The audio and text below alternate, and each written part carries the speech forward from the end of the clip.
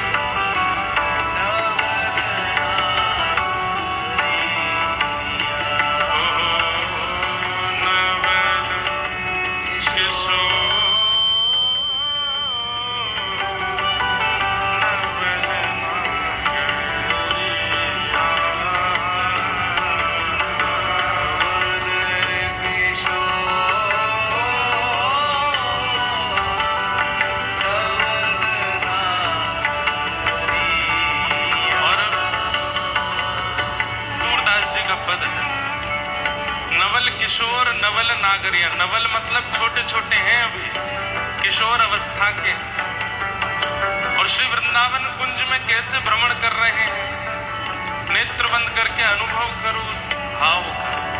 नवल किशोर नवल नागरिया, और कैसे दिख रहे हैं वृंदावन में। अपनी भुजा श्याम भुज ऊपर, अपनी भुजा श्याम भुज ऊपर, अपनी भुजा श्याम भुज ऊपर, अपनी भुजा श्याम भुज ऊपर, श्याम भुजा अपने ओर धरिया, श्याम भुजा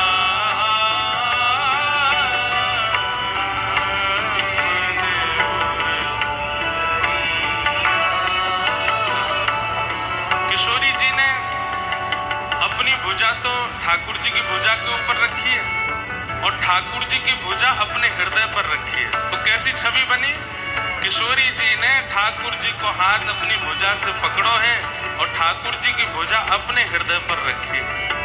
ऐसी छवि को दर्शन श्री सूरदास जी कर रहे हैं, और ऐसे नवल किशोर नवल नागरी वृंदावन में रमण कर रहे हैं। ओ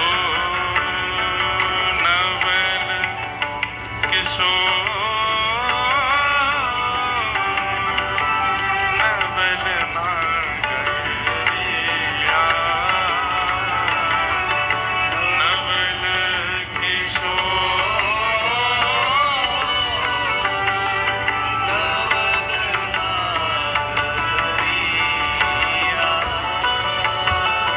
क्रीड़ा करत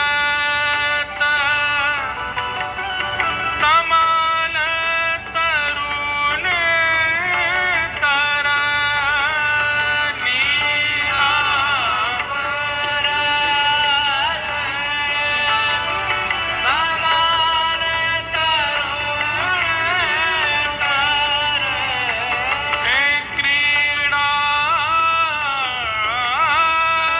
करत तमाल तरुण तरा, लीला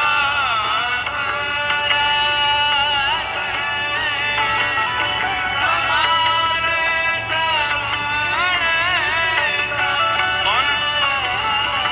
श्यामा श्याम उमगी रस भरिया, श्यामा श्याम उमगी रस भरिया। अच्छा, एक मिनट के लिए सब लोग एक छवि का निर्माण करो।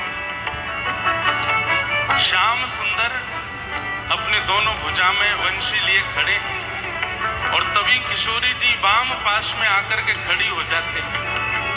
उसी समय ठाकुर जी अब विचार कर रहे हैं कि वंशी पकड़ूं कि किशोरी जी के कंधा पे हाथ धरूं।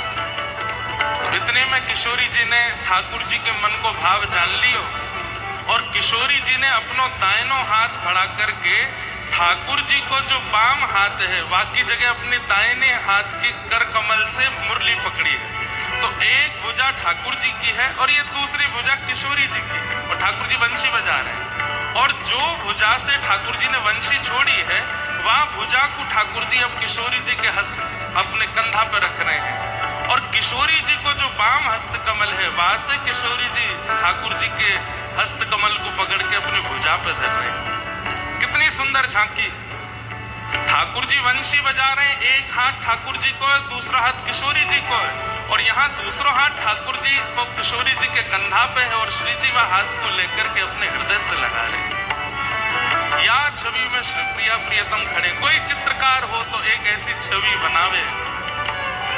यहाँ किशोरी जी की आकृति ऐसी है, एक भुजा से वंशी और दूसरी भुजा से ठाकुर जी की भुजा, और ठाकुर जी की आकृति ऐसी है, एक भुजा से वंशी और दूसरी भुजा किशोरी जी की कंधा पर। रसिकन के चित्त में बसे वाली छवि यही है। नवल किशोर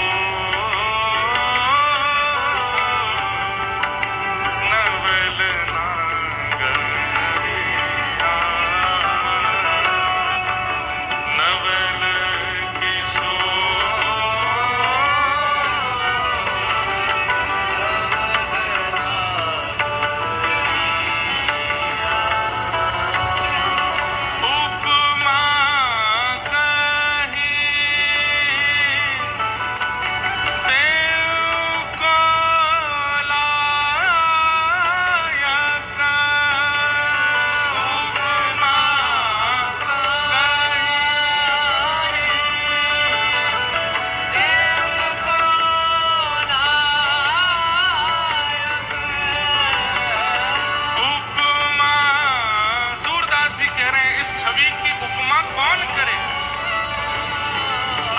इस छवि की महिमा कह रहा है तो इसका मतलब वो इस छवि को जान ही नहीं पाया है, क्योंकि इस छवि को देख लेगा तो बोल नहीं पाएगा। उपमा कहीं देव को लायक, उपमा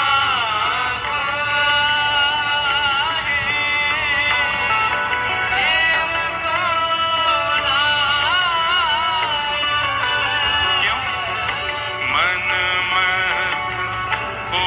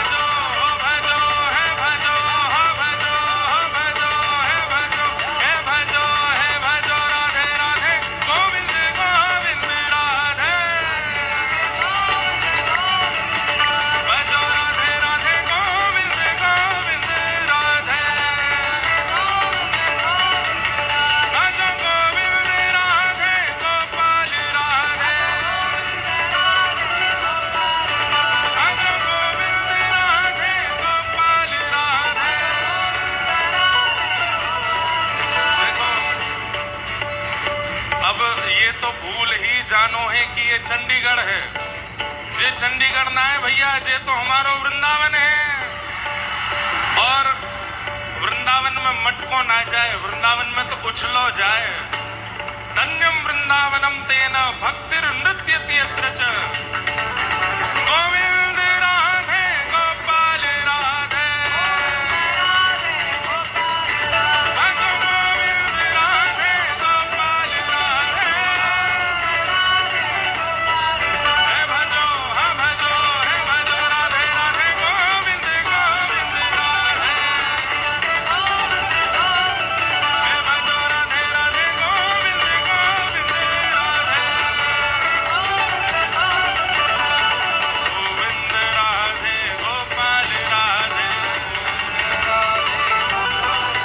भजो गोविंद राधे गोपाल राधे, हे भजो गोविंद राधे गोपाल राधे, हे भजो गोविंद राधे गोपाल राधे, हे भजो राधे राधे गोविंद गोविंद राधे, हे भजो राधे राधे गोविंद गोविंद राधे, हे भजो राधे राधे गोविंद गोविंद राधे, भजो राधे राधे गोविंद गोविंद राधे। जय जय श्री राम, जय जय श्री राम, जय जय श्री राधे।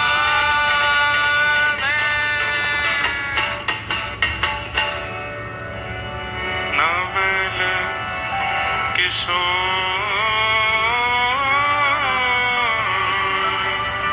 नवल नागरिया, नवल किशोर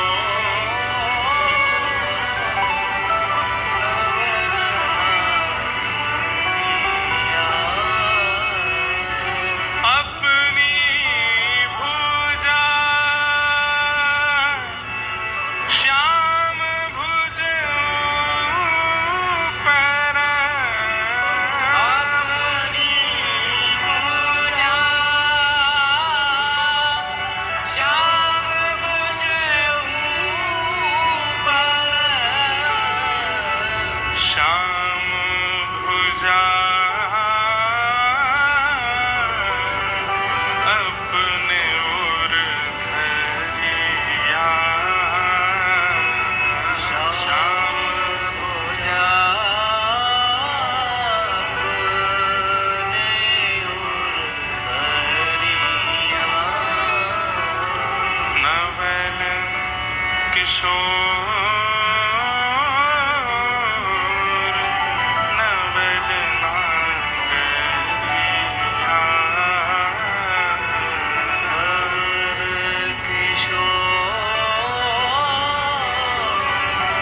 नवल श्री वृंदावन बिहारी लाल की, श्री राधा रमण लाल की, श्री राधा वल्लभ लाल की, श्रीमद् भागवत महापुराण की, श्री सुखदेव जी महाराज की, श्री परीक्षित जी महाराज की, गंगा यमुना मैया की, 84 कोस ब्रजमंडल धाम की, गिरिराज धरण की, गोवर्धन नाथ की, रजरानी की, रसरानी की, महारानी की, लाला के बाबा की, बाबा के लाला की, लाला बाबा दोनों की, लाडली के लाल की, लाल की लाडली की, लाडली लाल दोनों की। जय जय श्री राधे द्वारिकाधीश की, प्यारे गिरधर लाल की। परम मंगल में परात प्रखलेश्वर निवारण करुणा वरुणालय भक्तवांछा कल्पतरु तड़ित विनिंदित पीताम्बरधारी श्री बाल कृष्ण लाल प्यारे गिरधर लाल की वांगमयी शब्दमयी प्रतिमूर्ति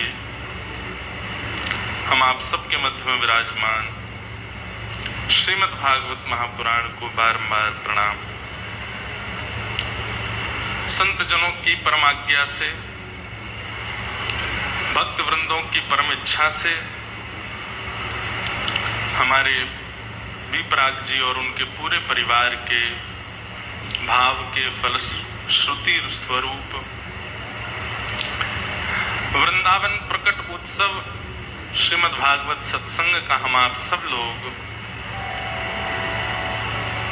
इस दिव्य नगर चंडीगढ़ में अविराजित होकर के आज से प्रारंभ कर रहे हैं। ये हमारा परम सौभाग्य है। मंच पर विराजमान परम पूजनीय श्री भगवत धाम वाले पूज्य छोटे महाराज जी स्वामी श्री रविंद्रानंद जी महाराज, बारंबार उन्हें प्रणाम। आपकी कृपा पूर्ण सन्निधि से आज ये उत्सव प्रारंभ हुआ है। निश्चित ही मंगलकारी सबके चित्त में वृंदावन प्रकट होगा, और वृंदावन प्रकट होगा नहीं, हो चुका है ही गयो है। इसीलिए आप सब लोग यमुना जल के भांति बहते हुए यहाँ वृंदावन के तट पर आ गए हैं।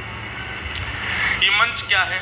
ये मंच श्रीधाम वृंदावन है, इसलिए वृंदावन का सा थोड़ा इसको स्वरूप दिया है। यहाँ प्यारे गिरधर लाल जी विराजेंगे, तो ये तट मंच जो है ये वृंदावन है, और आप सब जो हैं इस वृंदावन की शोभा बढ़ाने वाली प्रत्येक यमुना की बिंदु हो, जो एकत्रित होकर के श्री श्याम सुंदर यमुना जी के स्वरूप में लग रहे हैं। ऐसे आप सब लोग भक्ति स्वरूपा श्री यमुना जी ही हैं।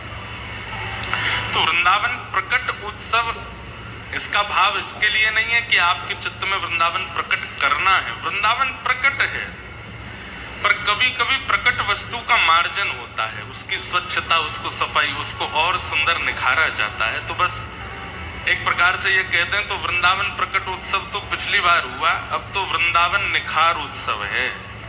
अब तो वृंदावन निखारो जा रहा है, प्रकट वृंदावन को निखारा जा रहा है। मंच पर विराजमान विप्रवृंद, समस्त गंधर्वजन और आप सभी श्रोता भाई बंधु मातृशक्ति बालक मित्र सखा, सबको जय श्री कृष्ण, जय सिया राम, जय श्रीमन नारायण, जय जय श्री राधे।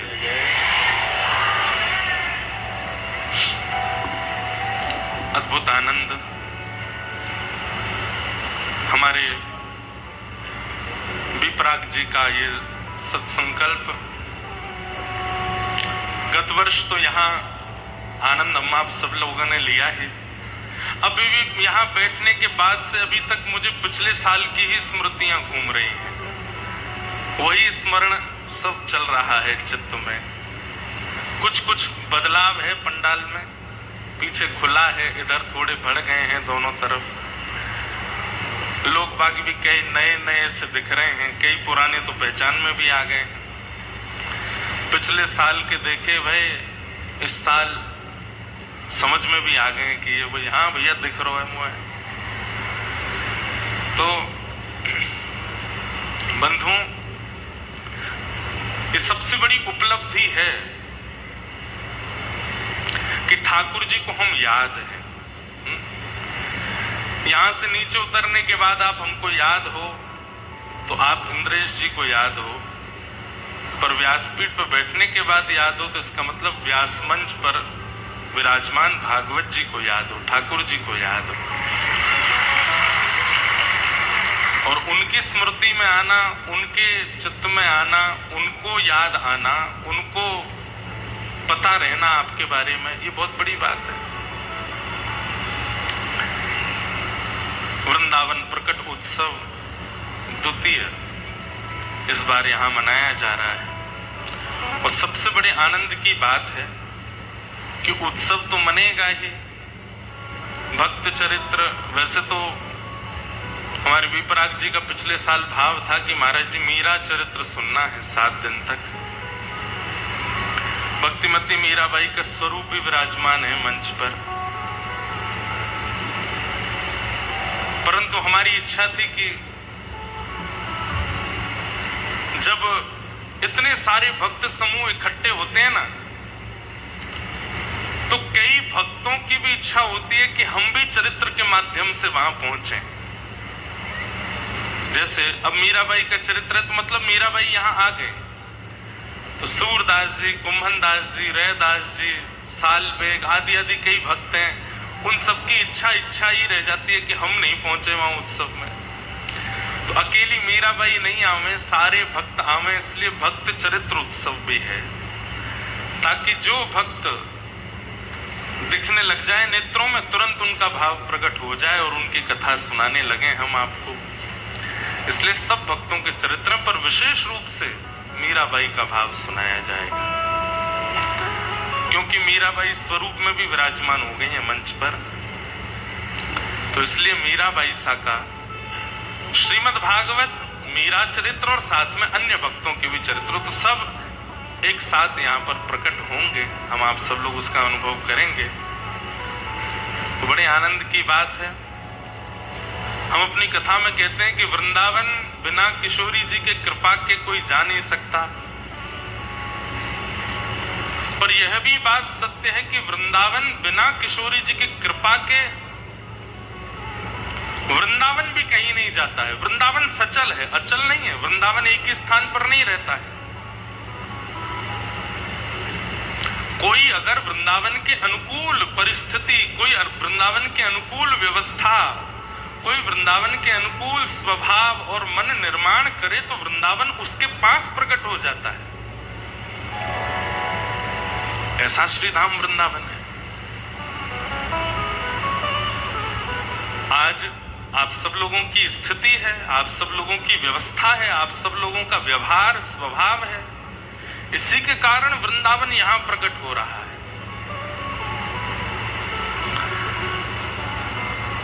तो वृंदावन प्रकट उत्सव हम मनाएंगे, भक्त चरित्र सुनेंगे। 2-3 बात हमारी बहुत ध्यान से सुनिएगा, अगर हो सके तो।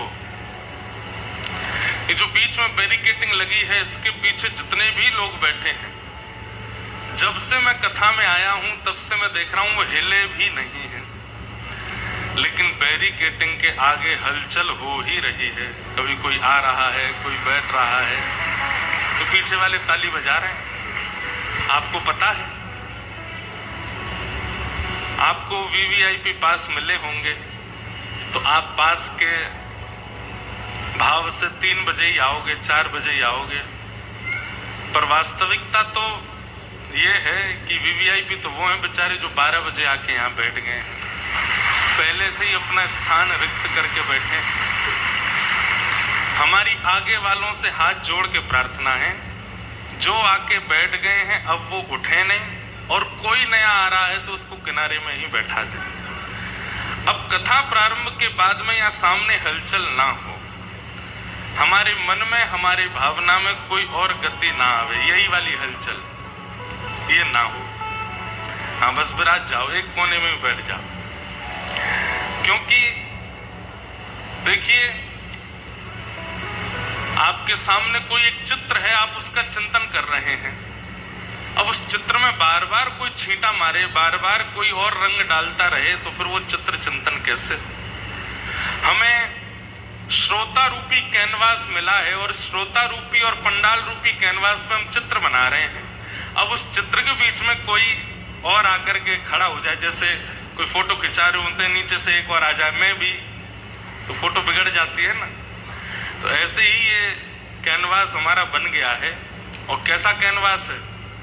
ऊपर तो श्वेत है यानी किशोरी जी हैं, और नीचे आप सबके कार्य कार्य बाल है यानी कि श्री ठाकुर जी हैं। मध्य में ये गोल्डन लाइट जो है, यही आप लोगों के आभूषण है। किशोरी जी ने क्या सुंदर आभूषण पहने, पूरा पंडाल ही किशोरी जी है, जो श्वेत श्वेत है।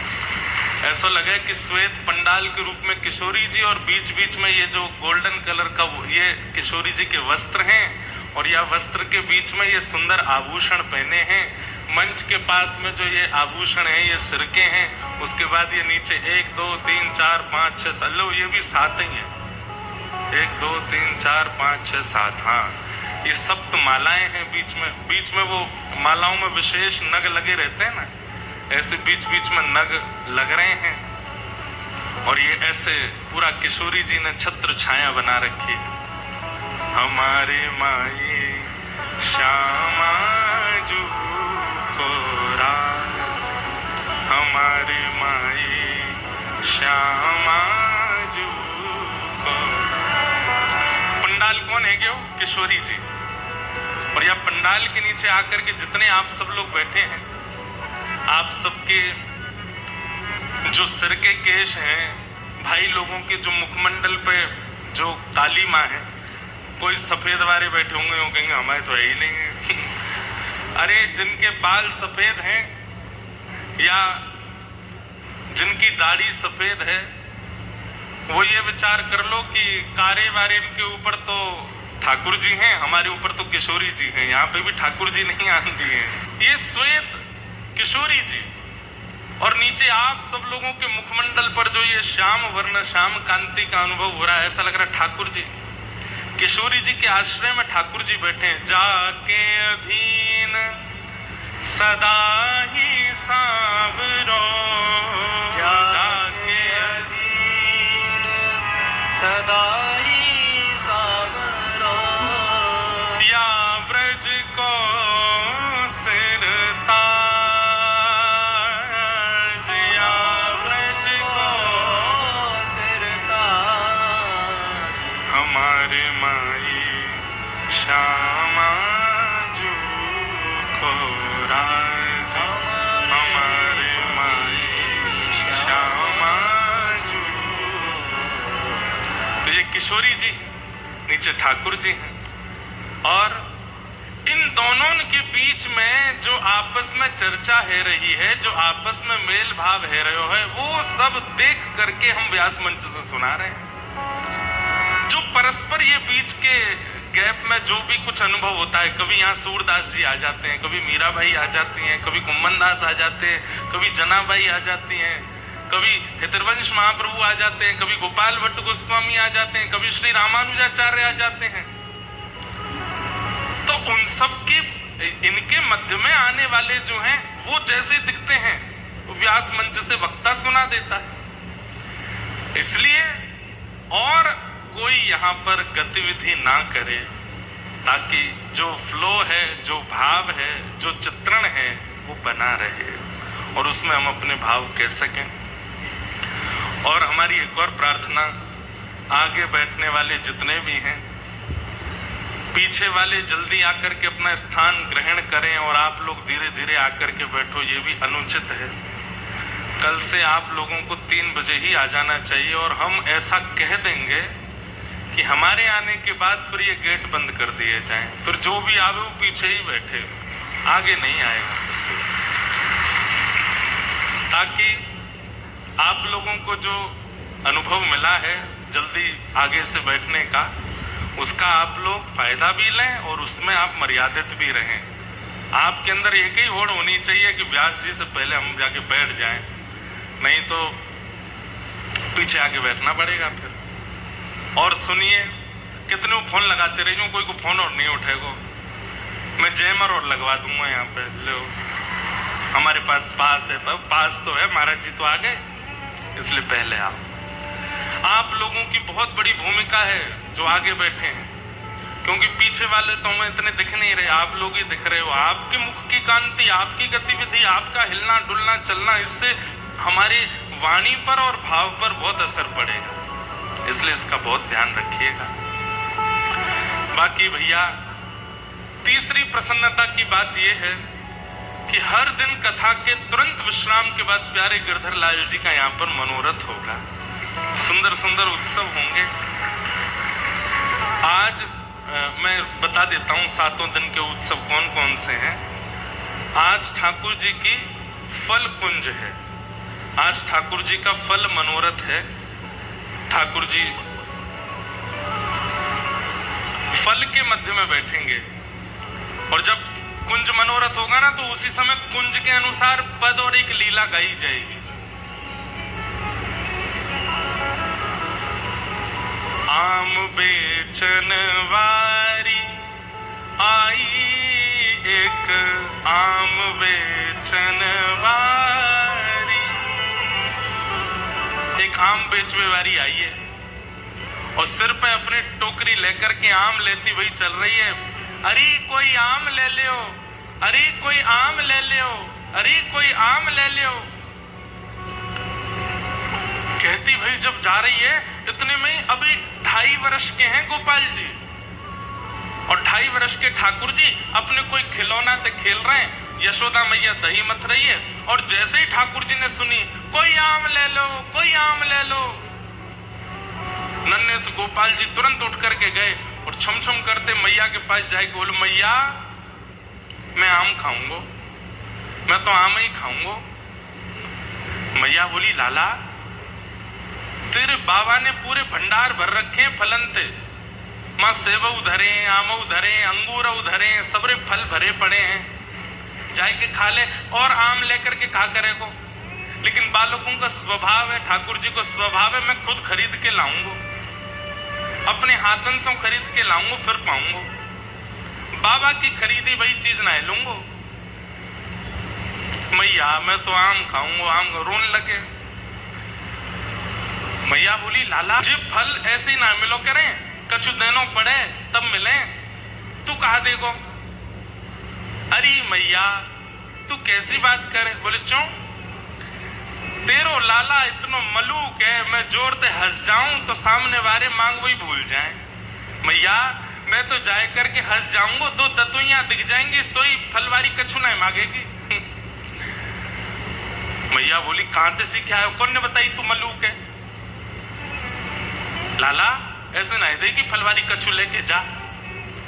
सो ठाकुर जी बोले मैया मैं एक काम करूं। बोले कहा अनाज ले जाऊं संग में और अपनी अंजलि में भर के ले जाऊंगा, बाकू दे दूंगा, बाद फल ले आऊंगा।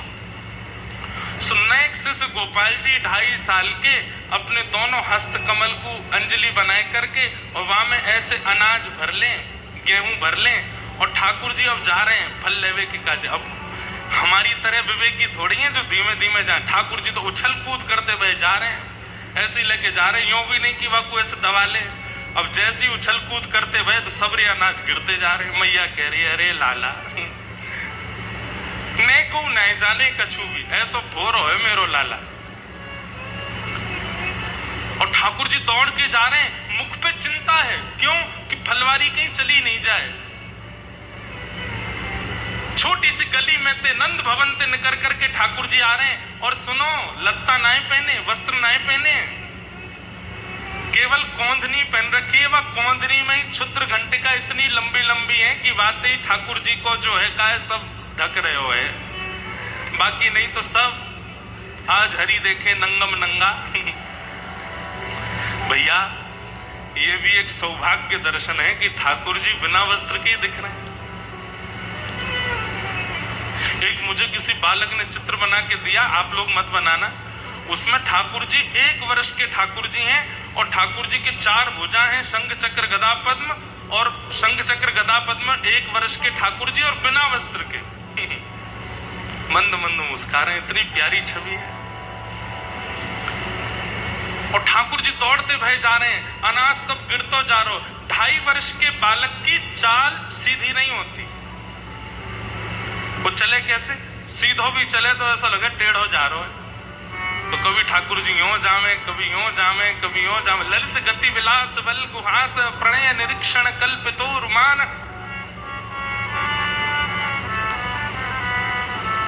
इतने में ही वो फल बेचन वाली अपने सिर पर टोकरी रखे, अरे कोई आम ले लो, कोई आम ले लो, मीठे रसीले आम ले लो। कहती भाई जैसे ही आई और बाकी गलती से दृष्टि पड़ गई, वह गली में जा, गली ते नंद भवन ते ठाकुर जी अनाज लेके दौड़ते हुए आ रहे हैं। और जैसे ही देखी है ठाकुर जी की सूरत, भूल गई सब सुध।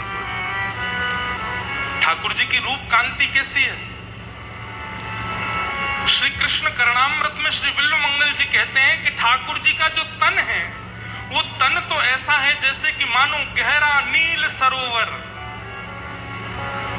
एक गहरा नील सरोवर, और उस गहरे नील सरोवर पर ये दो आंखें ऐसी हैं जैसे मानो दो कमल खिले हों, सबसे आकर्षक दो कमल हों। और कभी कभी ठाकुर जी दौड़ भाग करें तो ठाकुर जी के गाल भी गुलाबी गुलाबी है जाएं, तो ऐसा लगे दो कमल ऊपर और दो कमल नीचे प्रकट है गए। ठाकुर जी की अंग कांति तो श्याम वर्ण की है, परंतु ये हस्त कमल ये भी गुलाबी है, चरण कमल ये भी गुलाबी है, ओष्ठ ये भी गुलाबी है। आहा।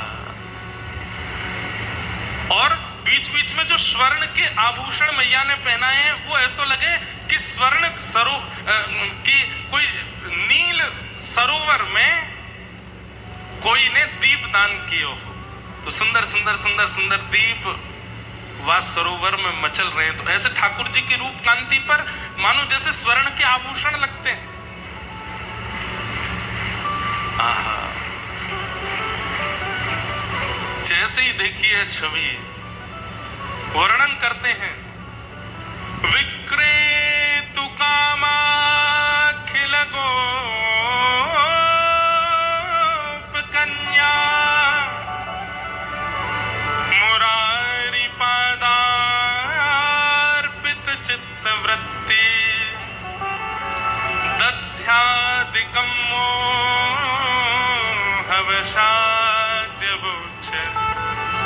गोविंद दामोदर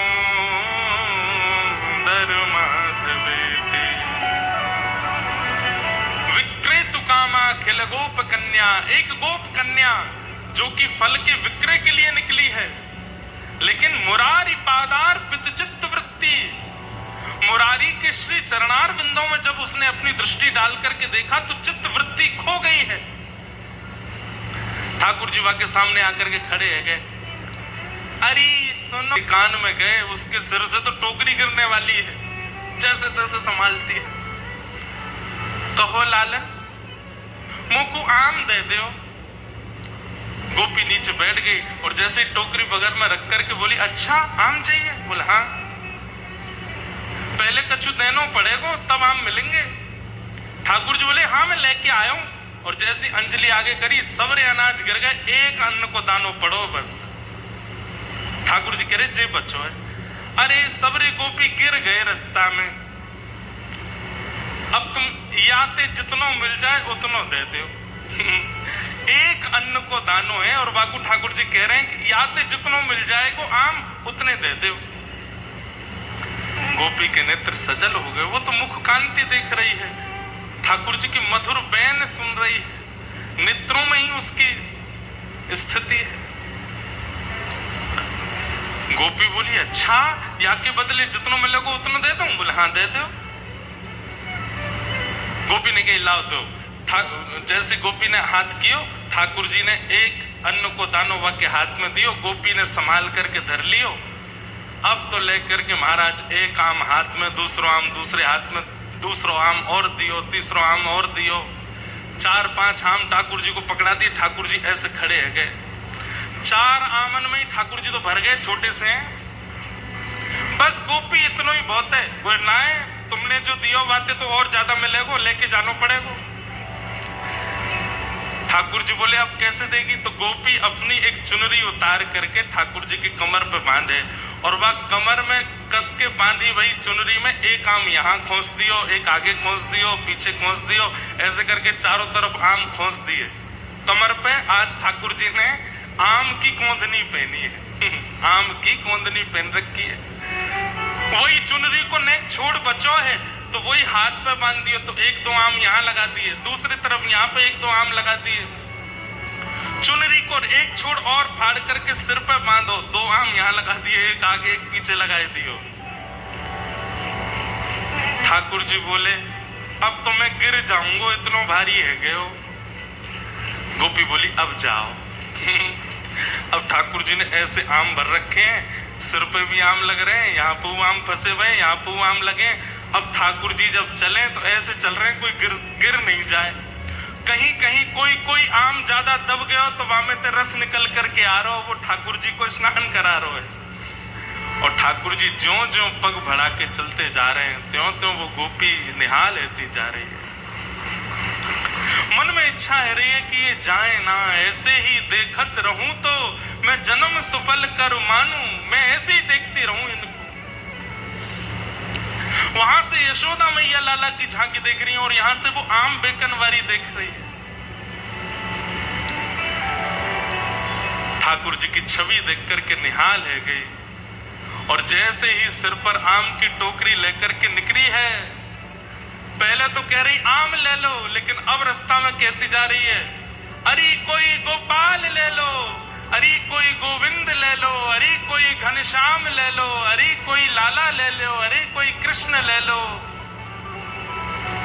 कृष्ण गोविंद गोपाल मधुसूदन मुरारी कहती हुई जा रही है। वह एक अन्न के दाने को बार बार शीश से लगावे, नेत्रंश अश्रुपात कह रहे हैं। बहाने बना बना करके रोज जावे नंद भवन के सामने और ठाकुर जी रोज वहां से कछु खरीद वे जावे। ऐसी कृपा ठाकुर जी ने वाक्य ऊपर करी। विक्रेतु कामा खिल गोप कन्या मुरारी पादार्पित चित्त वृत्ति दध्यादिकं मोहवशाद्यवोच्य गोविंद दामोदर माधवेति।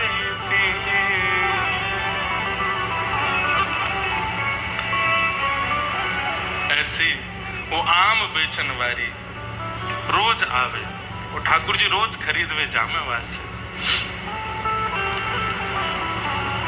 आज वही लीला यहाँ पर प्रकट होगी। अब ये लीला हमने बोल दी तो यहाँ को मतलब गिरधर लाल जी ने ये लीला कर ली। अब यहाँ शाम को उसी लीला का दर्शन होगा। फल कुंज है और फल के कुंज में ये सबरे फल जो यहाँ आएंगे ये यही मानो है, दर्शन करके ये सब खरीद के लाए ठाकुर जी। हमारे लाल जी तो इतने से और हैं, आम भी बड़ो है उनते कैसे खरीद के लाए होंगे। और वो फिर जा को मिल जाएंगे, बस उनको ले जाइयो। बाकी छिलका गुठली को कोई ऐसी जगह अपने घर में कोई बढ़िया जमीन में गाड़ करके धर दियो, वहां को प्रणाम करियो। लाल जी ने प्रदान किया। तो आज ठाकुर जी की फल कुंज है, जो फल ठाकुर जी स्वयं खरीद के लाए, आज उसका दर्शन होगा। ऐसी रोज की एक लीला और लीला का दर्शन यहाँ होगा।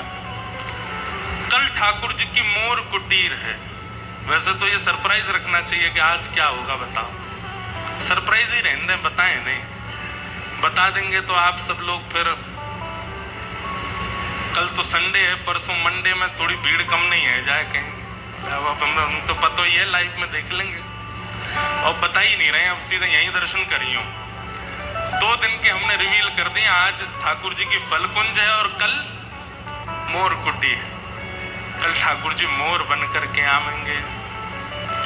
श्यामा जू के रिझवन कारण, श्री राधा जू के रिझवन कारण, लाला नए नए रूप बनावे, लाला नए नए रूप। किशोरी जी को रिझावे के लिए लाला नए नए रूप बनावे। आज कहा बनो, ओ कान्हा मोर बन आए, कान्हा मोर। तो कल ठाकुर जी की मोर कुटी के दर्शन होंगे। तो नित्य यहाँ प्यारे गिरधर लाल जी का मनोरथ उत्सव होगा। शाम को कथा विश्राम करने के बाद में फिर यहाँ पर कभी हम पद गाएंगे, कभी वृंदावन के रसिक जन आ रहे हैं वो पद गाएंगे।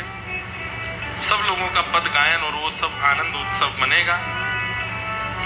तो इस प्रकार से उत्सव की पूरी रूपरेखा है। आप सब लोग खूब आनंद लीजिए। बस भैया ध्यान रखियो, इन 7 दिनान में कोई भी रसपक्ष आपसे चूके नहीं। रस की पिचकारी यहां से चलेगी, वो आपको एक एक बिंदु आपको आनंदित कर जाए। क्योंकि फिर अगली प्रतीक्षा तो फिर 1 साल की है और अगले साल की जो कथा है वो तो 1 साल 1 महीना 13 महीना बाद हो रहे हैं, अक्टूबर में है।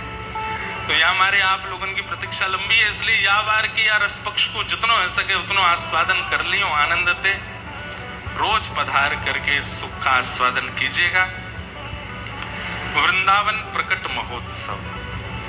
आइए श्रीमद् भागवत के महात्म्य में हम लोग प्रवेश करते हैं और उसी बीच में फिर वृंदावन की और भक्तिमती मीराबाई की और अन्य जो रसिक जन आएंगे सबकी चर्चा हम करेंगे। सच्चिदानंद रूपाय विश्वोत्पत्त्यादि हेतवे तापत्रय विनाशाय श्री कृष्णाय वयं नमः। यं प्रव्रजन्तमनुपेतमपेतकृत्यं द्वैपायनो विरह कातर्या जुहाव पुत्रेति तन्मयतया तर्वोऽभिनेदु तं सर्वभूतहृदयं मुनिमानतोऽस्मि।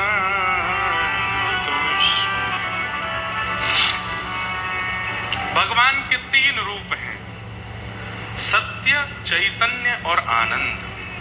बहुत ध्यान से सुनिए सब लोग, इधर देखिए।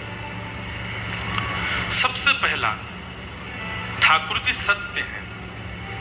ये विचार आपके चित्त में नहीं आएगा तो राधा रमन जी चले जाओ, राधा वल्लभ जी चले जाओ, बांके बिहारी चले जाओ, चाहे कहीं भी आप दर्शन करने चले जाओ, आपको कोई और अनुभूति नहीं होगी। केवल और केवल ठाकुर जी अचल रूप में दिखाई देंगे। ये इस बात का प्रमाण है कि ठाकुर जी हमको अचल दिखते हैं, इसका मतलब हम अभी सत्य रूप का दर्शन नहीं करते। सत्य स्वरूप यदि हमारे चित्त में होगा तो ठाकुर जी अचल नहीं दिख सकते, उनमें कोई ना कोई आपको सचलता का अनुभव होगा। आज ठाकुर जी की ये बांह थोड़ी सी उठी हुई है, आज ठाकुर जी के गाल कछु ज्यादा गोल मटोल लग रहे हैं, आज ठाकुर जी के मुखमंडल पर नेक ज्यादा ही प्रसन्नता दिख रही है।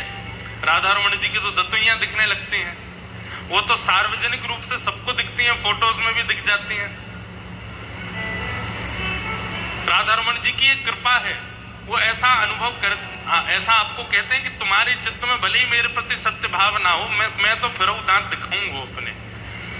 पर ये दंतावली का दर्शन केवल राधा रमन जी का नहीं होता, सबका होता है। पर बाकियों में अनुभव करने के लिए आपके चित्त में सत्य का होना आवश्यक है कि वास्तविक सत्य है।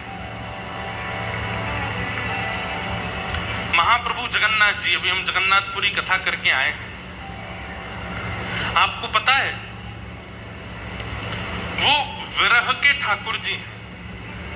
महाप्रभु जगन्नाथ जी श्री प्रिया जी के विरह में ऐसे हो गए हैं, ब्रजवासियों के विरह में ऐसे हो गए हैं। लेकिन आप जगन्नाथ जी का दर्शन करो तो उनके अधर पर आपको प्रसन्नता का अनुभव होगा, वो प्रसन्न दिखाई देते हैं, ऐसा लगता है मुस्कुरा रहे हैं। क्या प्रसन्नता का अनुभव होता है।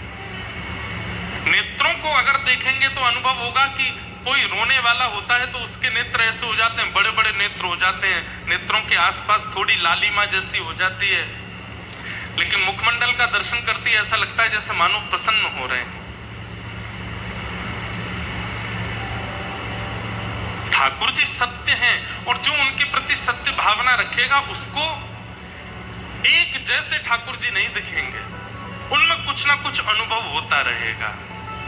आज उदास हैं, आज न प्रसन्न ज्यादा हैं, आज थोड़े से रूठे भये हैं, आज न हंस रहे हैं, आज थोड़े से नटखट लग रहे हैं। ऐसे कुछ ना कुछ प्रतिबिंब स्वरूप उनका प्रकट होता रहेगा। ठाकुर जी सत्य हैं, उनके प्रति सत्य भावना रखो। दूसरी बात, ठाकुर जी चैतन्य हैं। चैतन्य मतलब वो जड़ नहीं है, उनके प्रति धातु पदार्थ या किसी पाषाण की भावना मत रखो, वो साक्षात चैतन्य है। जैसे हम चैतन्य हैं, हमारी चैतन्यता के लिए एसी लगाए गए हैं, पंखे लगाए गए हैं, कूलर लगाए गए हैं, बैठने के लिए गद्दा लगाया गया है, सब कई लोगों को मैं देखता हूं ठाकुर जी को विराजमान कर देते हैं, नीचे एक वस्त्र भी नहीं धारण कराते। क्यों? क्योंकि उनके मन में चैतन्य भाव नहीं है। ठाकुर जी को कहीं भी कैसे भी वस्त्र पहना देते हैं, उनमें जड़ाऊदार कुछ लगा होता है। ठाकुर जी जो वस्त्र पहनते हैं उनके भीतर कसैलिता होती है, वो चुभती होगी अंग को, लेकिन उनको विचार में नहीं आता। क्यों? क्योंकि चैतन्य भाव नहीं है ठाकुर जी के प्रति। ठाकुर जी के प्रति चैतन्य बुद्धि रखो। वो साक्षात चैतन्य है, वो कहां विराजमान होने चाहिए, कैसे उठा के लेके चलने हैं, कहां। हमारे यहाँ कहते हैं कि ठाकुर जी का जब श्रृंगार भी करें तो ठाकुर जी को उठा करके गोद में धारण करो, एक वस्त्र पहना करके उस पर, और फिर उसमें ज्यादातर अंगूठे का प्रयोग मत करो, क्योंकि अंगूठे से बल लगता है, ठाकुर जी को श्रम होता है। इतना विचार किया जाता है। ठाकुर जी चैतन्य है। अगर सत्य और चैतन्य बुद्धि ठाकुर जी के प्रति नहीं रखोगे तो फिर आप ये प्रश्न करोगे, महाराज जी हमको हमारी भक्ति बढ़ क्यों नहीं रही है, हमारे मन में वो प्रेम क्यों नहीं आ रहा है, हमारे मन में वो विरह क्यों नहीं आ रहा है, वो भाव क्यों नहीं आ रहा है? क्योंकि आपने चैतन्य जैसी प्रतिक्रिया की नहीं ठाकुर जी के साथ। उनके प्रति चैतन्य भाव रखो, चैतन्य बुद्धि रखो। ठाकुर जी चैतन्य है। मीराबाई, सूरदास ये ठाकुर जी को चैतन्य मानते हैं, जड़ नहीं मानते। मीरा के चित्त में, बाईसा के चित्र में प्रेम का प्रादुर्भाव ही इसी बात से हो जाता है। मां से एक बारात देख करके बस पूछ लेती है, मां ये क्या हो रहा है? मां कहती है ये बारात जा रही है। अच्छा, ये कौन है जो घोड़ी पे बैठा है? बोले ये बींद है, दुल्हा है, इसकी एक दुल्हन है, उसको ब्याह करने के लिए जा रहा है। मीराबाई बोली अच्छा, छोटी सी है मैया, मैं भी कभी दुल्हन बनूंगी?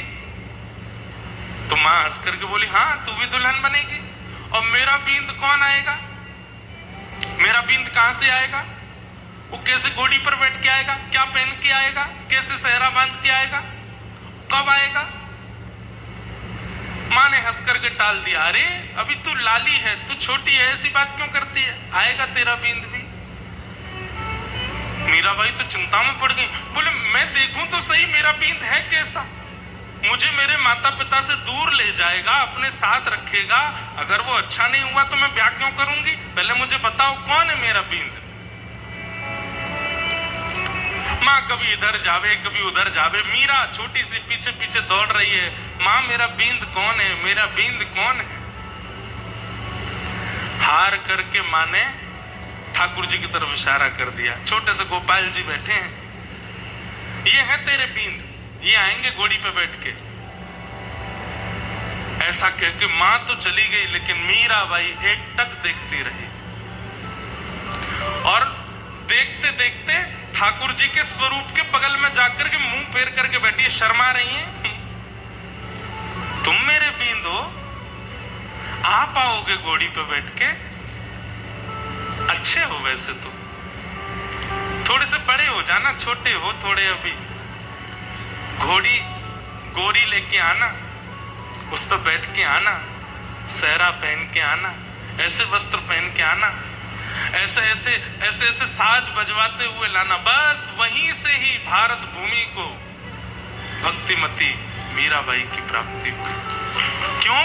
क्योंकि उन्होंने जड़ को चैतन्य मान लिया, और वो जड़ है ही नहीं, वो चैतन्य ही है, उनके प्रति जड़ बुद्धि नहीं।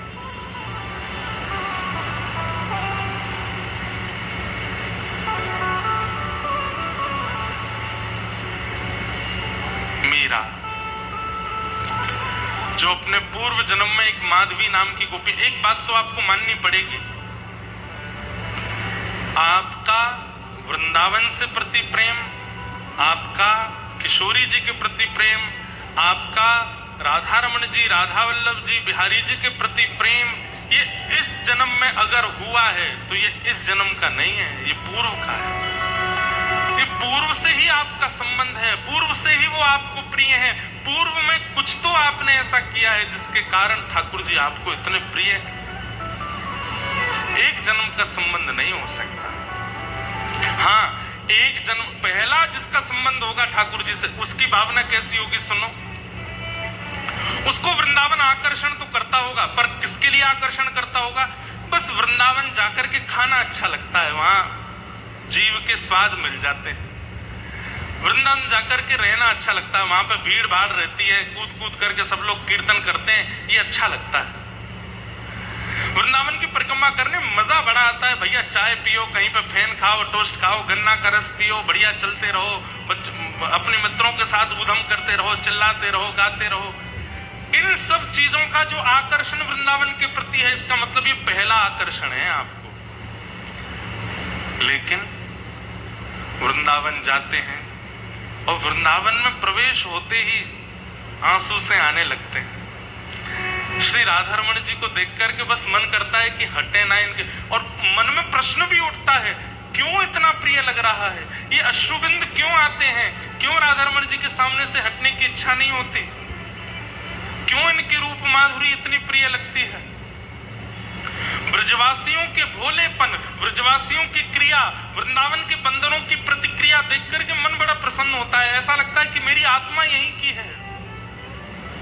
अगर ऐसी स्थिति बनती है, अनायास नेत्रों से अश्रु आना, वृंदावन की छोटी छोटी चीजों में अति रुचि आना, ब्रजवासियों की छोटी छोटी प्रतिक्रिया बड़े बड़े इन्फ्लुएंसरों के इन्फ्लुएंस से भी ज्यादा अच्छी लगती हो, ये सब स्थिति यदि मन में प्रकट होती है तो इसका मतलब ये एक जन्म का नहीं है, अनेक जन्म का है। वापस लौट करके चंडीगढ़ आते हैं तो बस अगली दिन की प्रतीक्षा होती है, अब कब वह दिन आएगा, फिर से हम वृंदावन जाएंगे, फिर से गाड़ी में बैठेंगे, फिर से सब योजना बनेगी, फिर से वृंदावन की रास्ते पर निकलेंगे। और क्या बताएं महाराज, हाईवे पर वो रास्ता अच्छा लगने लगता है जो वृंदावन की ओर जाता है। दिल्ली से वो वृंदावन का एरो अच्छा लगने लगता है, वृंदावन से छठी करा से जैसी ओ मेरो वृंदावन लिखा आता है तो मन मयूर नृत्य करने लगता है। ये समझो वो एक जन्म का नहीं है। आहा, मीराबाई कहती, पल पल पिय को रूप निहारूं, निरख निरख सुख पाती। पल पल पिय को निहारूं, निरख निरख सुख पाती। ऊंचे चढ़ चढ़ पंथ निहारूं, ऊंचे चढ़ चढ़ निहारूं। मीराबाई रोज उस दिशा में देखती हैं जिस दिशा में वृंदावन है। एक बात और सुनिएगा, वृंदावन जिसको परिपूर्ण प्राप्त हुआ ना, वृंदावन ने उसको विरह भी बहुत दिया है। मीराबाई, मैं वर्ष तो नहीं जानता कि 35, 40, 50 कितने वर्ष मीराबाई को लगे वृंदावन पहुंचने में, लेकिन मैं इतना जानता हूं कि युवावस्था पूरी निकलने के बाद ही मीराबाई वृंदावन जा पाई। उससे पहले तो मीराबाई केवल दिशा का दर्शन करती हैं, और दिशा में जाने वाले पक्षी, दिशा में दिखने वाले वृक्ष, दिशा में दिखने वाले, दिशा की ओर जाने वाले बादल, सबको प्रणाम करती है मीराबाई। क्यों? क्योंकि तुम उस दिशा में जा रहे हो जिस दिशा में मेरा वृंदावन है। ऊंचे चढ़ चढ़ पंथ निहारूं, ऊंचे चढ़ चढ़ निहारूं। रोए रोए अखियां प्यासी, गिरधर जन्म मरण रासा थे। गिरधर जन्म मरण रासा, गिरधर जन्म मरण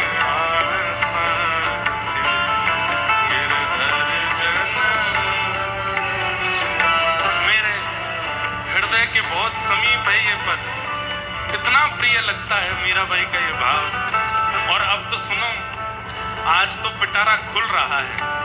इन 7 दिनों में मीराबाई के ऐसे ऐसे पद आएंगे जो शायद पहली बार ही गाए जाएंगे, इसलिए खूब भाव से सुनिएगा। मीराबाई सा का आमंत्रण करो, उन्हें निवेदन करो कि ये व्रज भूमि तैयार है, आप आइए, आकर के व्यास मंच से अपने भाव प्रकट कराओ, भाव से गाओ। गिरधर जन्म मरण रासा की, गिरधर जन्म मरण रासा, ओ याए नाय बिसरू मैं दिन राती, याए नाय बिसरू मैं दिन राती, ओ याए नाय बिसरू मैं दिन राती, याए नाय बिसरू गिरधर जन्म मरण रासा की, गिरधर जन्म मरण रासा, ओ गिरधर जन्म मरण रासा की, गिरधर। प्यारे गिरधर गोपाल की।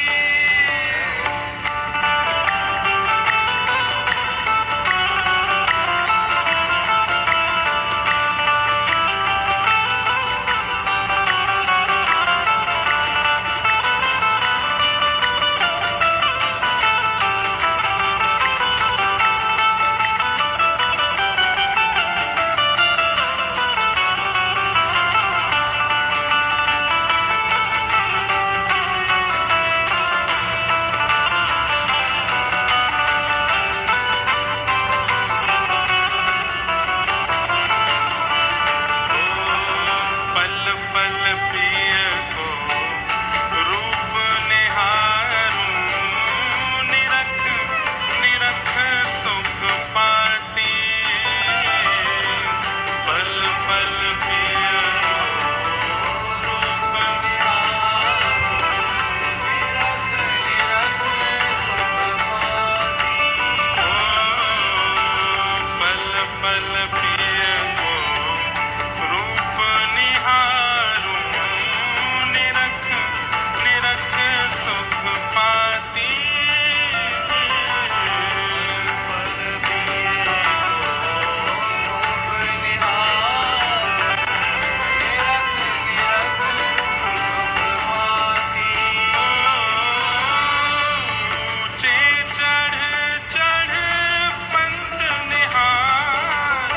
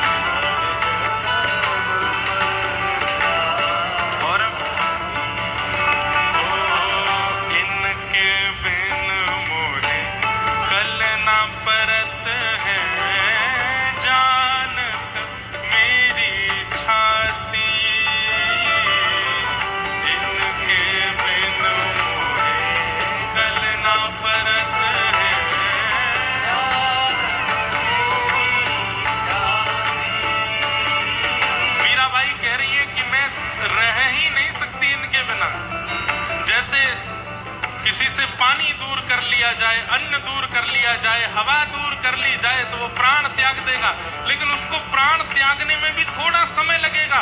लेकिन मैं तो ऐसी हूं कि एक क्षण के लिए भी मेरे श्याम सुंदर दूर भये, तड़पूंगी भी नहीं, खड़े खड़े प्राण निकल जाएंगे।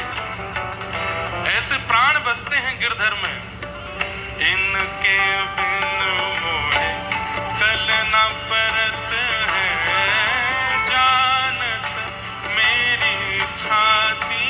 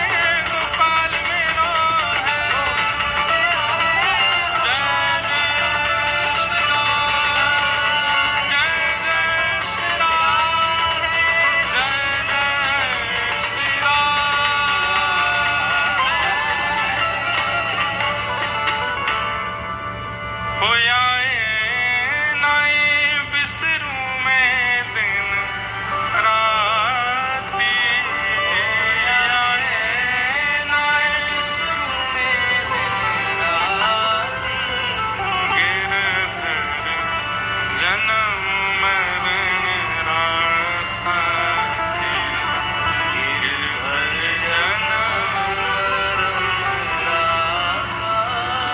ऐसी मीरा के ठाकुर जी कब बने? जब उन्होंने मां के द्वारा कहे गए गोपाल जी को बाल्यकाल में अपना बींद मान लिया। एक बार भी मन में ये प्रयास, मन में ये भाव नहीं आया कि ऐसे जड़ ही हैं, ये चैतन्य है। ये बात निश्चित है कि चैतन्य बुद्धि से ही ठाकुर जी की सेवा में लगा जा सकता है। माधवी नाम की गोपी हैं मीरा, अपने पूर्व जन्म में भगवान के एक सखा के साथ इनका विवाह हुआ। अधिकतर ज्यादा प्रसिद्धि इस बात की है कि श्री दामा के साथ में मीराबाई का ब्याह हुआ। ध्यान से सुनना, पूर्व जन्म में जब ये माधवी नाम की गोपी, ठाकुर जी भी छोटे से हैं और उस समय में बहुत लंबी आयु के बाद ब्याह नहीं होता था, छोटी अवस्था में ही ब्याह हो जाता था। पर भगवान के जितने भी सखाए सब ठाकुर जी से बड़े हैं, सब ठाकुर जी से बड़े। एक आध कोई छोटे हैं, बाकी सब ठाकुर जी से बड़े हैं। तो ठाकुर जी के सखा का ब्याह हो गया। ठाकुर जी को पता नहीं चली, बहुत ध्यान से सुनो सब लोग, इधर देखो। ठाकुर जी को पता नहीं चली कि कब कब में ब्याह हो गया। लेकिन एक दिन श्री दामा अपनी पीहर गई हुई बहू को ले जाने के लिए तैयार हुआ और जैसे ही सब सखाओं को बोलने आया कि मैं जा रहा हूं, तो ठाकुर जी बोले, अरे श्री दामा, वैसे तो तू रोज पुराने से लत्ता ने पहन के आ जाए, आज बड़े चमकदार लत्ता पहन के आयो, कहां को जा रहे हो भैया? तो श्री दामा बोलो, लाला मैं तो अपनी ससुराल जा रहा हूं। ठाकुर जी बोले, जी कौन सा गांव है ससुराल? श्री दामा बोले, लाला जी गांव ना है तो कोई शहर है? बोले ना शहर ना है। तो कोई देश है? बोले ना देश ना है। तो लाला जब हम बड़े है जाए, हमारो ब्याह है जाए, तो जा कन्या ते हमारो ब्याह होवे, वाको घर हमारो ससुराल होवे, वहां जा रहा हूं। जैसे वहां माधवी रोई थी कि मेरे बींद कौन, ऐसे ठाकुर जी रोने लगे, मेरी ससुराल कहाँ है? श्री दामा तेरी ससुराल तो मिल गई, मेरी ससुराल कहाँ है? श्री दामा बोले, लाला तेरी ससुराल ना है। अच्छा ऐसा भी होता, बालक उनमें सब चिढ़ाने लगे। मधुमंगल जबरदस्ती आके बोलने लगो, लाला मेरी भी ससुराल है, पता है? वो तेरी कहां? बोले मेरी जमुना पार है, मैं हूं जाऊंगा सच धज के। इतने में सुबल आ गए, वो लाला मेरी भी ससुराल है। वो तेरी कहां? बोले मेरी माँ है गिरिराज जी पर्वत के पास। इनकी है नहीं, जबरदस्ती चिढ़ा रहे ठाकुर जी को। अच्छा ऐसा होगा सखान में कोई एक चिढ़े तो बाकी और चिढ़ा में वाए और चिढ़े, और ठाकुर जी चिढ़ के कछु ज्यादा ही सुंदर लगते होंगे तो सखा और चिढ़ाने लगे। अब तो तन सुखा मन सुखा धन सुखा जे हुआ है। धन सुखा बोलो मैं हूं ससुराल जा रहा हूं, मन सुखा बोलो मैं हूं ससुराल जा रहा हूं, तन सुखा बोलो मैं हूं। लाला बोले तेरी हूं ससुराल है, पतर पूछ रहा से तेरी हूं ससुराल है, और मैं इतना माखन खाए खाए के हट्टो कट्टो है वो मेरी ससुराल ना है अभी तक। ठाकुर जी को यह बात को आश्चर्य ज्यादा है क्योंकि तन सुखा की भी ससुराल है और मेरी ससुराल ना है। आज ठाकुर जी घर आए, दूर आकर के बैठ गए मुंह फुला के। नहीं तो रोज लौट के हमें मैया के कभी कंधा पे चढ़ जाएं, कभी गोद में बैठ जाएं, कभी लेट जाएं, कभी कछु खींचें, कभी कछु करें। आज चुपचाप बैठे। मैया ने पीछे मुड़ के देखी, बोले हैं लाला तू कब ते आए के बैठो है? सो ठाकुर जी मोह इधर करके बैठ गए। अरे जाके आवे थे पूरे नंद भवन में भूचाल आ जाए, बाकी आवे थे आज कोई को पता ही नहीं चली है। अरे लाला ऐसो माटी को मथोना बने काय को बैठो का है गो। मैं बात ना कर रहा हूं मैया, मैया गोद में ले रही है, कभी हाथ पकड़ रही है, ठाकुर जी छूट छूट के भाग रहे हैं। मैया बोली कहा बात है लाला, रोने लगे और ऐसे रोने लगे कि सिसकी आने लगी ठाकुर जी को, जैसे सांस रुके ऐसे ठाकुर जी रोवे। मैया बोली कौन ने मारो, मधुमंगल ने मारो तो कुछ श्रीदामा ने मारो, कौन से सका, मुझको नाम बतावा को अभी जाके देखूं काय को रोवे।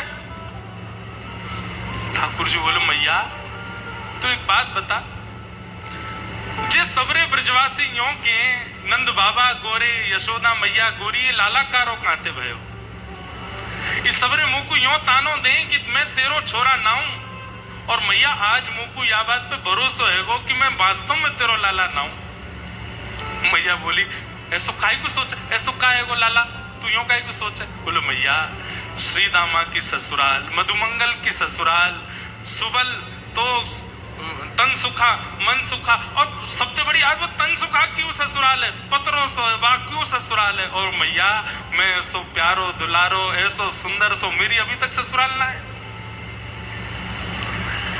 यह बात को सुन करके मैया तो लाला को हृदय से लगा, अरे मेरो लाला झूठ बोले हैं तारी के, श्रीदामा की ससुराल है बाकी इनके ससुराल ना है लाला, बाकी सबरे तो झूठ बोल रहे हैं तोते। मैया तेरी भी ससुराल है। मैया बोली लाला जी घर मेरो ससुराल ही है। अच्छा मैया और नंद बाबा क्यों ससुराल है। बोले हाँ उनकी ससुराल है। और दाऊ दादा की, बोले ना दाऊ दादा की ना। ठाकुर जी कूद के गए दाऊ दादा के पास, दाऊ दादा को हाथ पकड़ के ला, भैया चल। बोले कहाँ, घर छोड़ के जा रहे हैं ससुराल, ढूंढ के आवेंगे अपने। मैया यशोदा बोली लाला तू कैसी बात करे। अब तो ठाकुर जी हट करने लगे, सिर मूड मारन लगे पृथ्वी पे, और बोले भोजन ना करूंगो, सोऊंगो ना, तेरी गोद ना आऊंगो, कछु ना करूंगो, पहले मेरी ससुराल बता कहाँ है। और मैया अगर तेने मुंह को मेरी ससुराल नहीं बताई तो मैं श्रीदामा की ससुराल छीन लूंगो, वही को अपनी ससुराल बना लूंगो। मैया ने जैसे तैसे करके बोले अच्छा एक काम कर। बोले कहा श्रीदामा जब अपनी बहू लेके आ जाएगो, अपनी ससुराल से वापस आ जाएगो, तो बाकी बहू देख लियो, वैसी बहू तेरे काजे ले आऊंगा। ठाकुर जी बोले जी बहू कौन होवे मैया। मैया बोली ये और मैंने औगार लगा ली। औगार समझे, ये ब्रज भाषा है। औगार मतलब अब कैसे समझाएं औगार क्या है। जो बला, ये और मैंने बला लगा ली, वो पहले ससुराल के काजे लड़ रहा हो, बहू और बताओ कौन है। मैया बोली लाला। इतने में नंद बाबा आगे बोले मैं बताऊं लाला, यहाँ पे आ। गोदी में बैठ गए। बोले लाला तेरी मैया है ना। बोले हाँ। जे मेरी बहू है। बाबा मेरी मैया तुमने बहू बना ली और तुम्हारी मैया मैं बहू बनाऊंगा। तुम्हारी मैया कहाँ है, अपनी मैया बताओ, उनको मैं बहू बनाऊंगा। सब लोग ठाकुर जी की बात सुन के ऐसी मधुर बात करें। इसीलिए तो श्रीमद् वल्लभाचार्य जी कहते हैं अधरम मधुरम वदनम मधुरम हसितम मधुरम चलितम मधुरम नैनम मधुरम रेणुम मधुरम मधुराधिपते अखिलम मधुरम। भैया द्वारिका के श्री कृष्ण वो राजा है, जगन्नाथपुरी के श्री कृष्ण वो जगन्नाथ है, वो नाथ रूप में विराजमान है। बद्रीनाथ के श्री कृष्ण तपस्वी भगवान है, दक्षिण के रंगनाथ हैं, लेकिन हमारे वृंदावन के वो तो ऐसे ही हैं। उनके सामने जाकर के लोग बाग कितनी बड़ी बड़ी बातें करते हैं, हमारो बिजनेस चलवाए दो, हमारे काम बनवाए दो, हे बिहारी जी हमारो। बिहारी जी नाए जाने कायते बिजनेस के, बिहारी जी नाए जाने ये सब कहा बात कर रहे हो। उनके सामने तो बालकन वाली बात करो, वो बालक हैं। वृंदावन के श्री कृष्ण तो मधुर कृष्ण हैं, उनके सामने जाकर के सारे संसार के प्रपंचों की चर्चा मत करो।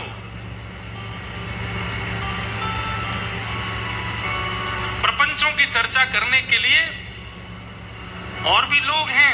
वृंदावन श्री कृष्ण के पास जाके तो जैसे एक छोटे बालक, अभी कोई आपके रिश्तेदार का छोटा बालक आ जाता है, उसको आकर के आप ये बोलते हो क्या, आजकल तो भैया हमारा मुनाफा नहीं चल रहा है, बढ़िया प्रॉफिट नहीं हो रहा है, बहुत लॉस जा रहा है। सेकंड क्लास का बालक बोलेगा ये क्या होता है, ये आप क्या कह रहे हैं? बेटा आजकल शेयर मार्केट बहुत गिर गई है, सोने का दाम इतना हो गया है, चांदी का इतना बढ़ गया है। मम्मी के पास, मम्मी चलो यहाँ से, ये तो अंकल कैसी बात करते। ऐसे ही ठाकुर जी हैं, वृंदावन के श्री कृष्ण लाला हैं। वृंदावन के श्री कृष्ण लाला से लेकर के रास बिहारी तक ही रहते हैं, उसके आगे की लीला श्री कृष्ण वृंदावन में नहीं करते। तो इसी मध्य में ही हमको लीला में प्रवेश करके वृंदावन जाना चाहिए। हम इन्हीं लीलाओं का चिंतन करते हुए जाएं। घर कैसे बनता है, व्यापार कैसे चलता है, परिवार व्यवस्थित कैसे होता है, ये वृंदावन श्री कृष्ण को नहीं पता। अब बात वो है भैया, जानते तो वो सब हैं, लेकिन हमें नहीं बोलना है। लाला है।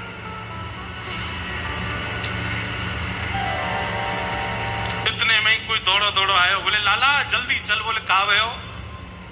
श्री दामा ससुराल ते आए हो, बहू लेके आयो है।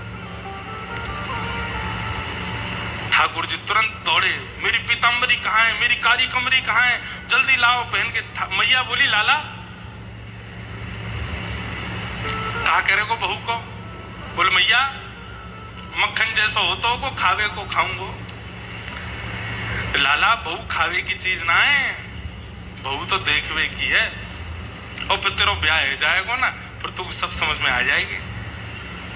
ठाकुर जी दौड़ करके गए, यहाँ श्री रामा अपनी बहू लेके, माधवी लेके आयो है। माधवी की माता जी ने माधवी को समझा के भेजा। बोले तू वापस अपने ससुराल जा रही है? बोले हाँ।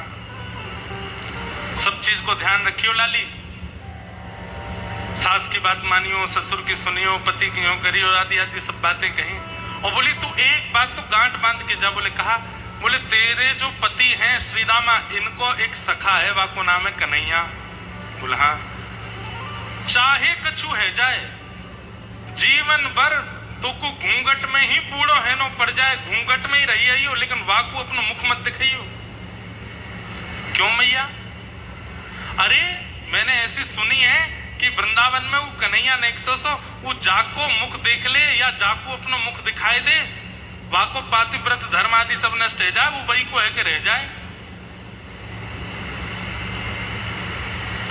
माधवी ने तो तभी घूंघट कर लियो, और घूंघट करके गांठ बांधते। बोले मैया मैं सौगंध खा के कह रही हूं, मुख नहीं दिखाऊंगी। बंधुओं एक बात बोले, माताओं का बहुत बड़ा रोल होता है अपनी बेटी के ससुराल को सुरक्षित करने का। बेटी के मतलब बेटी की मां का, उसकी कैसी शिक्षाएं बेटी लेती है और अपने ससुराल में जाकर के कैसा व्यवहार करती है, इस पर मां को बहुत ध्यान देना चाहिए। आप कहेंगे महाराज जी बेटा ने क्यों नहीं समझाओ, बेटी ने क्यों समझाते रहते हो मंच से? भाई देखो, समझाया उनको जाता है जिनके ऊपर जिम्मेवारी होती है। जो खाली बैठे रहते हैं उनको क्या थोड़ी समझाया जाता है? जिन पर कोई काम धंधा ही नहीं है, वो बस बैठने आए हैं, ऊधम करने आए हैं, ऐशो आराम करने आए हैं, उनको क्या समझाना? पर जिनको संभालना है, जो व्यवस्था प्रमुख है, उनको समझाया जाता है। माताओं के ऊपर बहुत बड़ा दायित्व है, इसलिए उनको समझाते हैं। समझाया, लेकिन ऐसी शिक्षा नहीं देनी चाहिए जैसी माधवी की मां ने दी है। उनसे मत बोलना, उनके प्रति ऐसा व्यवहार रखना, वो कुछ भी कहें तुम ये करना, ऐसा ये सब नहीं। अनाचार अत्याचार किसी को सहना नहीं चाहिए। अगर ससुराल में अनाचार अत्याचार होता है तो उसके प्रति आपको कदम उठाना चाहिए, लेकिन कई बार ससुराल पक्ष के लोगों का व्यवहार अलग अलग होता है। नया घर है ना आपके लिए, तो उस व्यवहार को समझना चाहिए कि भाई सब लोग हमारे अनुकूल नहीं हो सकते, हम थोड़ा समझें इनका व्यवहार, इनकी विचार, और उसके अनुकूल से हम फिर प्रतिक्रिया दें। हाँ, वो विचार अत्याचार में अगर परिवर्तित हो जाए तो फिर कदम उठाना भी चाहिए। लेकिन केवल आपके विपरीत स्वभाव वाला है और आप उसी से ही उखड़े उखड़े रहोगे तो फिर कैसे गृहस्थ आश्रम चले? सबका स्वभाव अलग होता है, थोड़ा समझना चाहिए। माधवी को समझाया कि तू कन्हैया को मुख मत दिखाना। माधवी ने गांड बांध ली, बोले कि कोई बात नहीं मैया, अब तुम यही देखना। निकल पड़ी अपने ससुराल की ओर। यहाँ बीच रास्ते में ठाकुर जी आ गए और ठाकुर जी ने आके कही, अरे सीदामा आए गए हो? बोले हाँ। कैसी लगी ससुराल? बोले लाला जब मिलेगी तो पता चलेगी कितना सुख मिले ससुराल जावे में। ससुराल जाने में इतना अच्छा क्यों लगता है लोगों को? अभी तो ब्याह के बाद ही पता चलेगी, लेकिन फिर भी मन में भाव आता है कि सबको ससुराल, भले ही 4-5 दिन नहीं नहाता होगा, लेकिन जिस दिन ससुराल जाना होगा उस दिन जरूर स्नान करता है, नए वाले कपड़े पहनता है, बढ़िया सुंदर जो है दाढ़ी वाड़ी बना लेता है कि ससुराल जाना है। क्यों? घर में क्यों नहीं रहते ऐसे? क्योंकि ससुराल में मान मिलता है और मान व्यक्ति को प्रिय होता है। बहुत बड़ी बात है।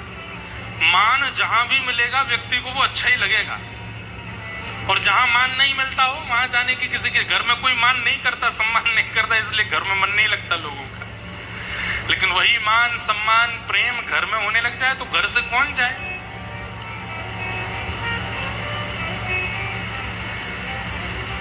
ठाकुर जी बोले अच्छा बहू कहाँ है? वो पीछे बैठी है। सीदामा ने इशारा किया, बोले अरे माधवी मेरो सखा है कन्हैया, या को मुख दिखाए दे। जैसी सुनी कन्हैया आ रहे हैं महाराज, घूंघट लेकर के ऐसे पकड़ करके माधवी बैठ गई। बोली तो वही है जिसके लिए मैया ने मना किया। हाथ पांव कांपने लगे। जिनका मुख देख करके सारी पीड़ाएं दूर हो जाती हैं, सारे कंटक दूर हो जाते हैं, वो सामने खड़े हैं और माधवी अपना मुंह बंद करके घूंघट करके आंख बंद करके खड़ी है। नंद जी को छैया बलभद्र जी को भैया लाल, या को मुख देखे थे कटत यम फंद। जिसका मुख देखने से यमराज के फंदे कट जाते हैं, उसके मुख को देख करके माधवी मुख दिख रही है अपना। कहने की बात, ऐसी शिक्षा किसी को मत दो कि कोई व्यक्ति ठाकुर जी से मुंह मोड़ ले, ठाकुर जी से मुख छुपा ले। ठाकुर जी तो अंदर ही बैठ गए पालकी में और कह रहे हैं भाभी जी ने मुख दिखाई दो अपनो। मैया ने कही है आपको मुख देख करके जाऊंगा और फिर जैसा बताऊंगा वैसी बहू मेरी आवेगी, नेक दिखाई दो। माधवी तो ऐसे बैठ जाए, कभी ऐसे बैठ जाए। ठाकुर जी ने पास जाए तो दूर है जाए, मुख नहीं दिखावे। ठाकुर जी ने चरण तक पकड़ लिए, बोले अरे भाभी जी ने मुख दिखाई दो, मैं तुम्हारे पाम पर रहा हूं, नेक दिखाई तो दो। लेकिन माधवी ने मुख नहीं दिखाया।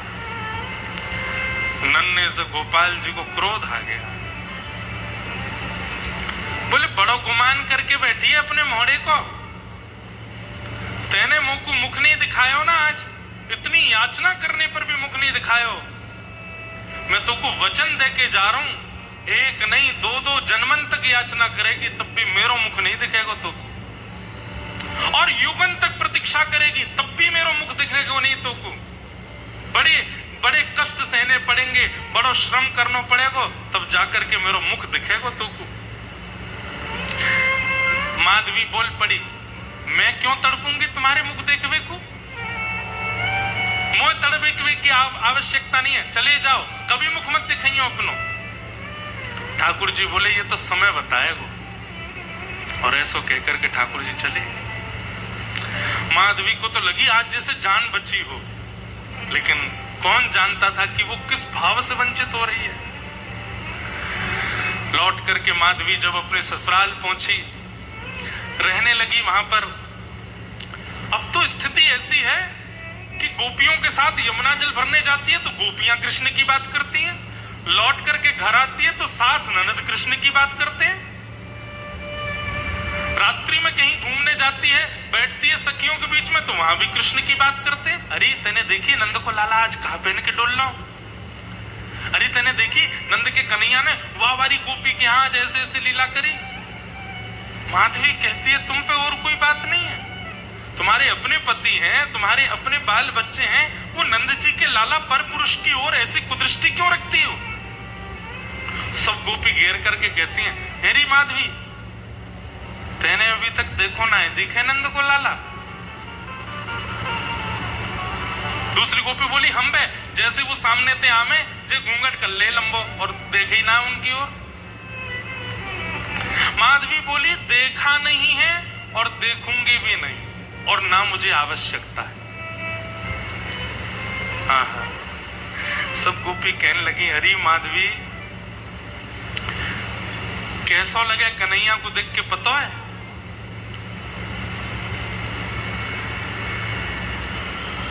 जैसे अंधे को मिल जाए ज्योति,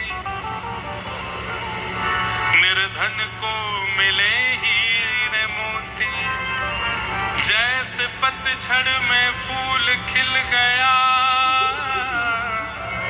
मेरा सांवरा मुझे मिल गया। जैसे प्यासे को पानी मिल जाता हो, अंधे को नेत्र मिल जाते हो, निर्धन को मोती रत्न मिल जाते हो और पतझड़ में फूल प्रकट हो जाते हो, ऐसा ही लगता है कृष्ण को देख करके, कृष्ण को सुन करके, कृष्ण के बारे में जान करके। माधवी उठ खड़ी हुई, ना तो मैं अंधी हूं, ना मैं बहरी हूं और ना मैं प्यासी हूं, तुम देखो मुझे नहीं देखना। अब तो माधवी अकेली जाती है जल भरने के लिए, अकेली बैठी रहती है। क्यों? सबके बीच में जाऊं तो कृष्ण की बात करते हैं। ठाकुर जी दो कोई मिलते हैं, एक बात तो लिख ही लेना, या तो वो जो 24 घंटा इनको सोचते रहे और या वो जो इनसे दूर ही दूर भागे। ये दो कोई मिलते हैं, बीच वाले तो कई बार मझधार सी में ही रह जाते हैं। ये दो कोई पकड़ते हैं, या तो एक वो जो श्वास श्वास पे इनको बचता है, या एक वो जो इनसे जितना हो सके दूर भागने की कोशिश करता है, उसी को पकड़ते हैं। आज ठाकुर जी ने मन बना लिया कि आज या माधवी को अपने रस को आस्वादन कराऊं। अब देखो लीला रूप में तो कुछ भी चल रहा हो, लेकिन ठाकुर जी को पूरे विश्व को प्रेम की पराकाष्ठा दिखानी है मीरा के रूप में, इसलिए मीरा का निर्माण कर रहे हैं ठाकुर जी। आज ठाकुर जी ने मन बना लिया, बोले आज या माधवी को दिखाई दूं मैं। रात्रि में सोई है और तभी सोते हुए ठाकुर जी ने अपना जैसे मानो जैसे प्रेम जाल फैला दिया हो आसपास। रात्रि के 2-2:30 बजे हैं और 2-2:30 बजे ही माधवी को ऐसा लगने लगा कि भोर हो गई है और मेरे जल भरने जाने का समय हो गया है, और उठ करके खड़ी हो गई माधवी।